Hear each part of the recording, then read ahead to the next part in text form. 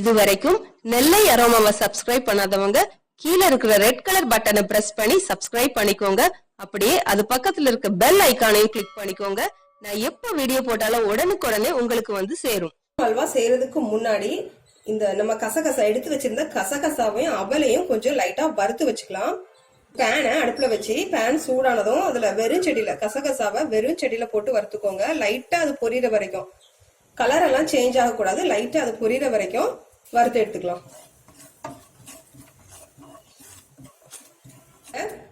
கசகசா வந்து லைட்டா பொரியுது. இந்த டைம்ல ஸ்டவ் ஆஃப் பண்ணிடலாம். ஆஃப் பண்ணிட்டு இதை மாத்திடலாம்.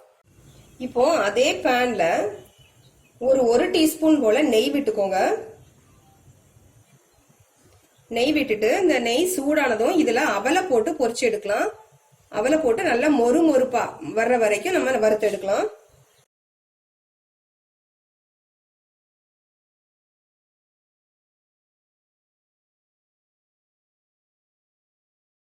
இப்போ வந்து அவல் வந்து லைட்டா கலர் சேஞ்ச் ஆகி நல்ல மொறுமொறுப்பா வந்துட்டு இது போதும்.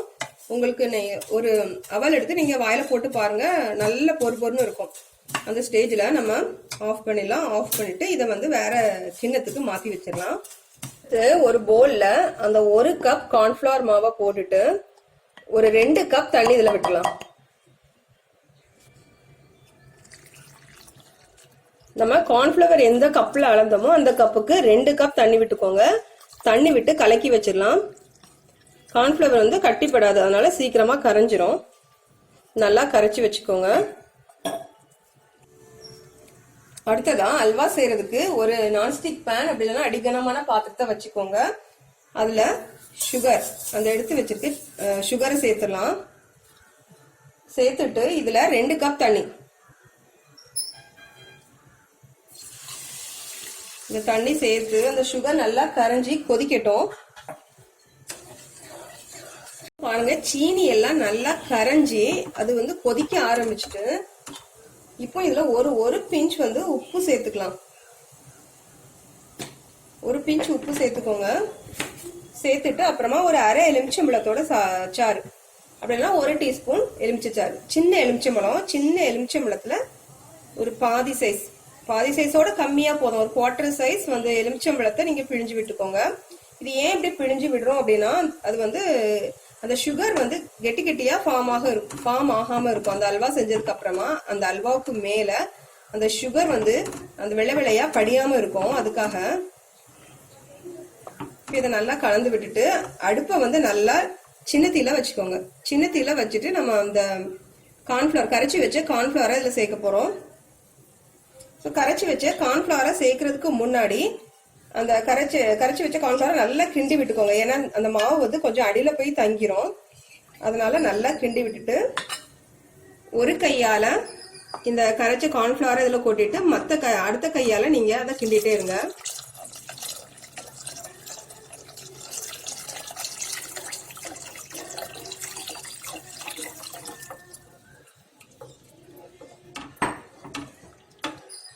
இப்போ இன்னும் கொஞ்ச நேரத்துல நம்ம மாவெல்லாம் கொட்டியாச்சு. கொஞ்ச நேரத்துல இது வந்து நல்லா கெட்டி ஆக ஆரம்பிக்கும். நல்லா அதாவது எப்படி கொஞ்சம் கெட்டியா ஃபார்ம் ஆகி அது வந்து கெட்டி ஆயிரும். ஃபுல்லா நல்லா கிண்டி விட்டுக்கோங்க.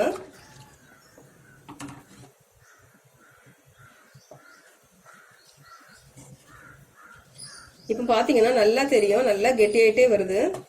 நல்லா இப்போ இந்த ஸ்டேஜ்ல வந்து நல்லா கிண்டி விட்டுக்கோங்க.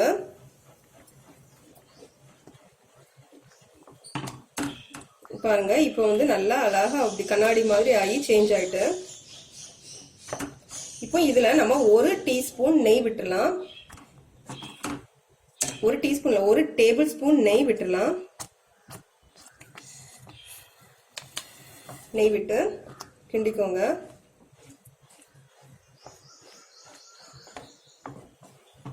இந்த நெய் வந்து அப்சர்வ் ஆனதும் நம்ம பொடியா வெட்டி வச்சிருக்க இந்த நெய் வந்து அப்சர்வ் ஆனதும் உள்ள இழுத்ததும் நம்ம வெட்டி வச்சிருக்க பேரிச்சம்பழத்தை இதுல போட்டுடலாம். இந்த பேரிச்சம்பழம் கொஞ்சமா வேகட்டும் இது கூட சேர்ந்து.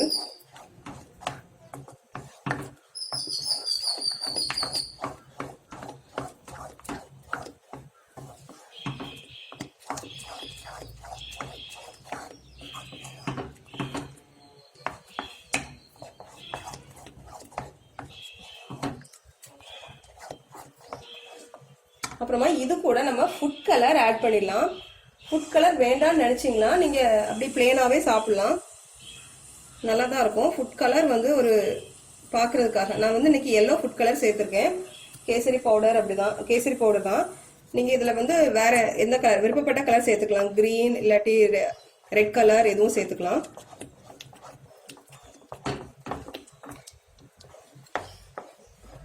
இந்த அல்வா வந்து இப்போ நல்லா கெட்டி ஆயிட்டே வருது. இப்பத்துல வந்து கொஞ்சம் கொஞ்சமா நெய் சேர்த்துடலாம். நெய் வந்து உள்ள இழுக்க இழுக்க நீங்க நெய் சேர்த்து கிண்டிட்டே இருங்க. ஏலக்காய் தூள், அந்த 2 ஏலக்காவை நல்லா நுணுக்கி சேர்த்துக்கோங்க. ஏலக்காய் வாசனை பிடிக்காதவங்க இது போடாட்டியும் பிரச்சனை இல்லை.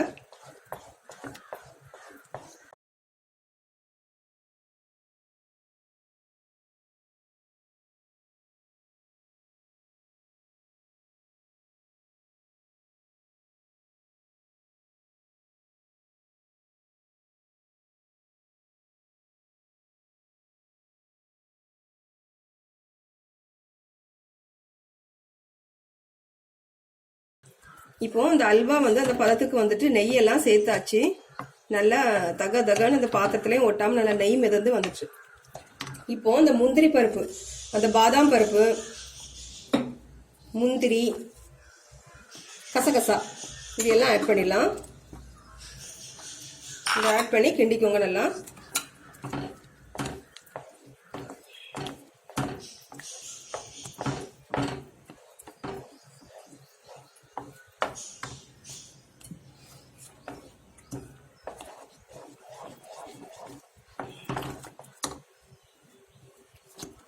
நல்லா ஒன்று சேர எல்லாமே நல்லா ஈவனா கலக்கிற மாதிரி நல்லா கலந்து விட்டுக்கோங்க. இப்போ கடைசியா அவலை சேர்த்துடலாம். நம்ம பொரிச்சு வச்ச அவல் அதையும் சேர்த்துட்டு ஸ்டவ் ஆஃப் பண்ணிடலாம். இப்போ ஆஃப் பண்ணிட்டு அவலை கிண்டிட்டு நம்ம ஒரு பிளேட்டுக்கு இதை டிரான்ஸ்ஃபர் பண்ணிடலாம்.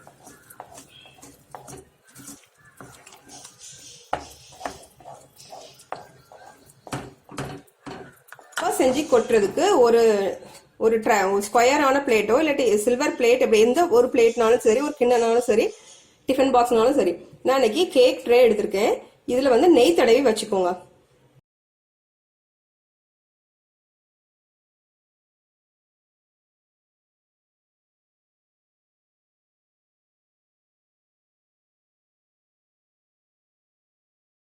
இப்போ அல்வாவை ட்ரேல கொட்டியாச்சு. மேலே நல்லா சமப்படுத்தி விட்டுட்டு இதை வந்து நல்லா அது கொட்டும் போதே நல்லா ஈவனாக ஸ்ப்ரெட் ஆயிரும். இதை ஒரு 2 மணி நேரம் அப்படியே ஆற விட்டுடலாம். 2 மணி நேரம் ஆறுனதுக்கு அப்புறமா நம்ம கட் பண்ணலாம். இப்போ இது நல்லா ஆறட்டும்.